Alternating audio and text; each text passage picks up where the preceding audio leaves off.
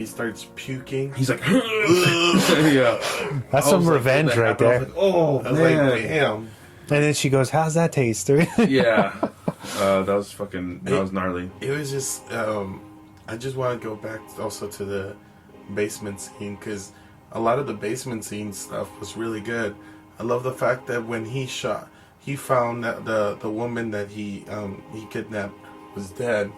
He started shooting at the randomly, but you think it's randomly, but he started shooting out the lights in there. So he went completely dark, which enabled them to like feel what he feels. But since he's already blind, he's like easily fucks with them. Yeah, he's already memorized the layout. Yeah. And you know can what I tell mean? that when he's going through that maze. He hits of a fan. He hits a fan. He touches the roof. He knows where things are, where they're coming, and so he's kind of walking around. He knows it inch by inch, probably. A very great detail. But then, so he does shoot at them. Obviously, they're making lots of sounds, running around, and then he pulls the lights. And in the trailer, they don't say it in the film, but in the trailer, he says, "Now you'll see what I see." Yeah. Which is weird. It's an awesome line. They do that. It's a cool line to just have in the trailer. It's a good one, but I was expecting that. I forgot it wasn't in the movie the first time I watched it, and I was expecting it. But because that's one of the lines that sticks out to you. Yeah. In the trailer. I agree. But that scene was really was intense. Just them kind of how vulnerable you feel walking in pitch, black darkness, and the way that they filmed that too, it's like they shot it in night vision and turned down the green. Yeah, is what they it looks like. It looks, and then just the way they looks creepy because the pupils and everything, and then it's just their pupils are dilating, trying searching for the light. Yeah, trying to find light anywhere. But just that scene is because I've been in a dark room where you can't see anything, and you're kind of just feeling around, and that's a horrible feeling of not knowing what's in front of you.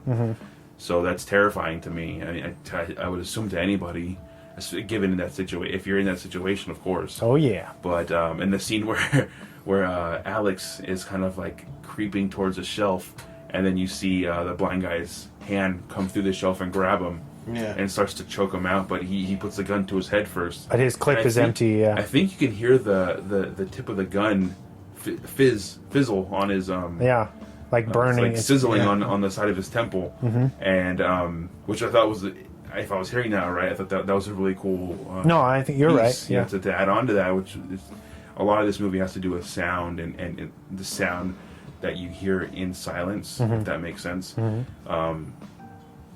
But and then he pulls the trigger and it's empty, and then so he starts to choke him out, which is and you hear that crunching sound that Diego had brought up, and it's just that's when he pushes against the shelf and kind of knocks he him uses over. the leverage of the shelf, and then there's that right before that happens. There's an even creepier scene where Rocky is obviously she's feeling around, she doesn't know where she's going, and when he's right in front of her? He's standing there, and she almost touches him, runs like smack dab in the middle, but right before she touches him, like a second before she's about to touch him, you hear Rocky from Alex. Yeah, Alex calls him across the room. And then the blind dude, Stephen Lang, he lets off a shot, and so she's like, "Oh fuck!"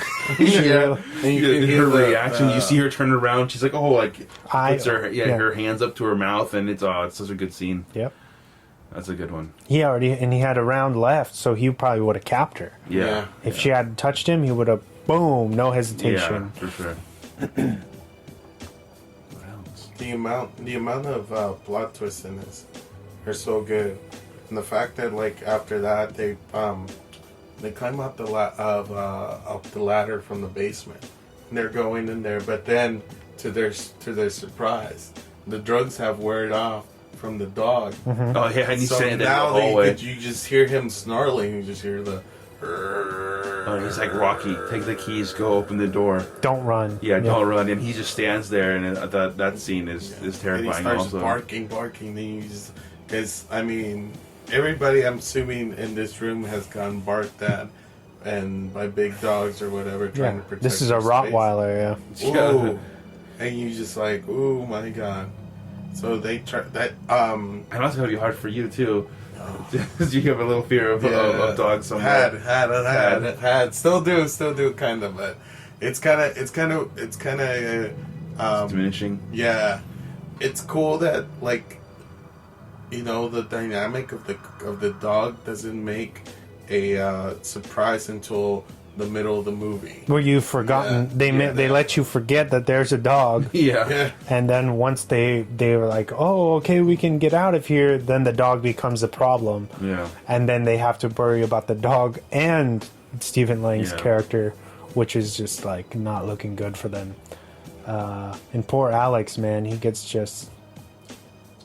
gets owned. I feel so bad for him because it's like that's one of the. I mean, he didn't even want to do the job. He was actually a good kid. He's just kind of stuck with following this girl who's stuck with this asshole guy who's kind of, you know, it's like a train wreck of people who are kind of like stuck in situations they don't want to be in. Yep. And he even says, you know, like, I'm going to California with you. Like, I'll leave too. Yeah. Halfway through the movie when they've already broken in.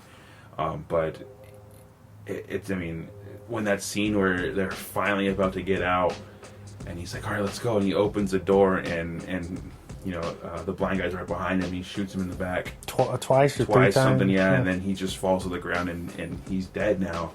And that was like one of the only guys, and one of the people out of the three.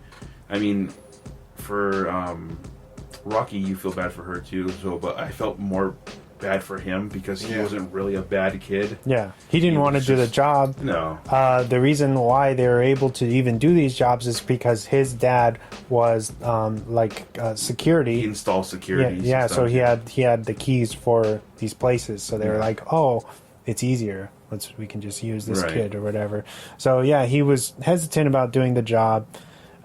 He's the first one to leave when they're in the blind guy's house and he realizes it's sketchy. He's like, no, I'm out. And he gets outside and then he hears the gunshot from when Money fires the warning shot when they first run into the blind dude. And then he goes back in to save Rocky, which is pretty much does him in. You know what I mean? Because once he gets back in, then the blind guy comes back and he locks the front door with another lock on it, another padlock, and then so they're stuck inside. And then he nails down the broken window with a piece of like board. And when I say that the blind guy makes mistakes, how did he not know? Why did it take him so long? Because they press on. Oh, this guy, his senses are heightened. Yeah. He can smell. He can do all this stuff. How did he not know he was walking around two other people for that long? You know what I mean? Where he literally walks through this narrow ass hallway and walks right by Alex. You didn't feel a presence. You know, you didn't feel breathing. Or a different scent as you walked. Yeah, and then he magically can smell the sneakers from the kitchen all of a sudden. So there is some plot conveniences in this, but I think that they're justified and they're small enough to overlook. Where you got to chalk it up to the how do you say suspension of disbelief. Yeah, you know what I mean. I was gonna bring that up. I just think that was kind of a plot hole to me, because I was like, man, like it. I mean, I don't think that it's really a plot hole, because if he was too good and he didn't make the mistakes that he did, we wouldn't have a movie. Right? These guys can't win too soon, and he can't win if he just fucking murders everyone. And you only have Rocky the entire film, it's going to feel flat. You know what I mean? So they got to put some things in. They got to make him, you know, the way that he thinks he kills Alex with the tree loppers. Yeah. Doesn't, you know what I mean? But he really stabs Money. That's a huge mistake. Why did you not check?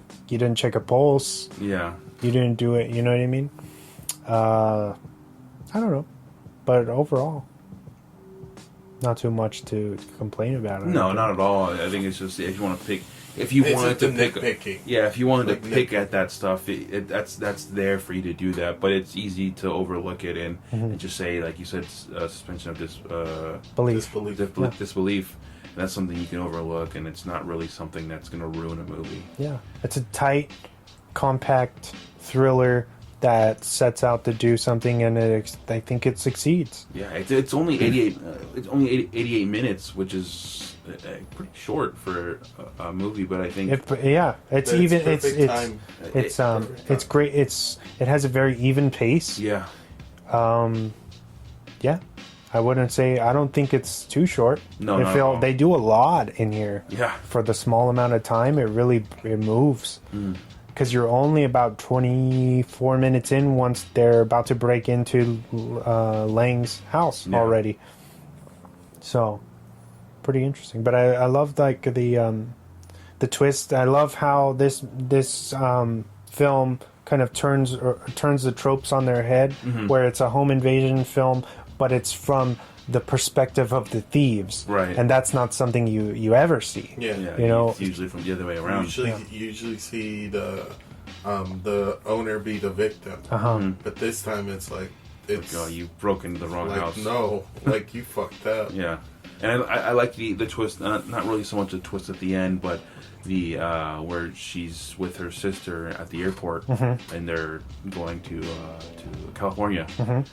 And you hear the news playing in the background, and she goes up to the TV, and you see the news report of the house, the home invasion that they called it. Yeah. And how the two would-be thieves or robbers were murdered because of this blind. Basically, that he Iraq protected veteran. his home. Yeah. Nothing was stolen. Yeah. And he doesn't snitch on Rocky. Yeah. Which sets up, and he obviously survives. So Rocky kicks his ass, leaves him for dead in the house. But then the cops come because of the alarm that she turned on. She narrowly escapes at the end with all the money. I think it's supposed to be $300K or something, enough to start a new life. But Alex even said that's way more than he said when she was packing the money in. And It's he's more. like, that's way more than It's like $1 300. million. He's like, that's like over $1 million Yeah. that you have, and then we're like, oh, that's nice. But that's Cushy. crazy. It kind of leaves the door open for a part 2. Yes. If they wanted to, and wasn't there some type of? That's part of my Swan facts. I know you coming up. brought it up. Yeah, Coming up. We'll And, talk about it later. But yeah, it's definitely. It's funny because I don't know if you guys saw it, but like he puts the woman's that he kidnapped the body inside like this like tub or whatever. It's like a tomb. Yeah. That he fills with oil. Is it oil? It's oil? Or it's like a whatever that it's this substance that you put like so there's no smell. The body doesn't decompose. Yeah. Like when people put people in drum barrels. murdering them. full of that chemical or whatever. How would It's you like, know? You know a little bit too much. too much Sopranos, Too much. okay? Yeah. But yeah, I thought that was like really interesting. That he just like it makes me wonder like man like you kind of have to pull off all those the tile and The stuff. slabs of tile. Yeah, Yeah. because it's like he as soon as he drops her like no the fact that they can't find her it's just like baffling to me. The newscasting was like he just murdered these 2 kids but nothing else was stolen, nothing else was broken But that just shows you that he's probably done that before. Yeah, because he had this layout of this is how I'm going to do this. Like it wasn't no new thing to him. You know what I mean? He was like, no, I got to cover this shit up right away, and then he just did it like it wasn't no thing. You know what I mean? Just like with money, I'm sure he was on his way to put him away because he got super pissed when he comes in the house and there's this miscommunication where he thinks money's probably after the girl. Yeah. But they don't know that there's a girl. They think the money's in the basement, but meanwhile the money was right next to him in the closet right there, the whole time. But yeah, I think that's why Money gets murdered because Lang thinks that he's after the girl. because he says, I know what's in there and I'm not leaving without it or whatever, and then that's when shit really hits the fan for the group. I think it was a big miscommunication. Right. But we don't know that as viewers when you watch it the first time. Yeah. You don't know the bigger thing happening underneath the the basement. underneath the surface with Lang, because I feel like you could be kind of on his side where he's like, oh, these people coming in and they're fucking up his shit, and maybe it's not too justified, and then all of a sudden it turns the plot on its head and it's like, oh no, this guy's the real villain. Yeah. Like, he's not a good person. Or you could argue that it's because he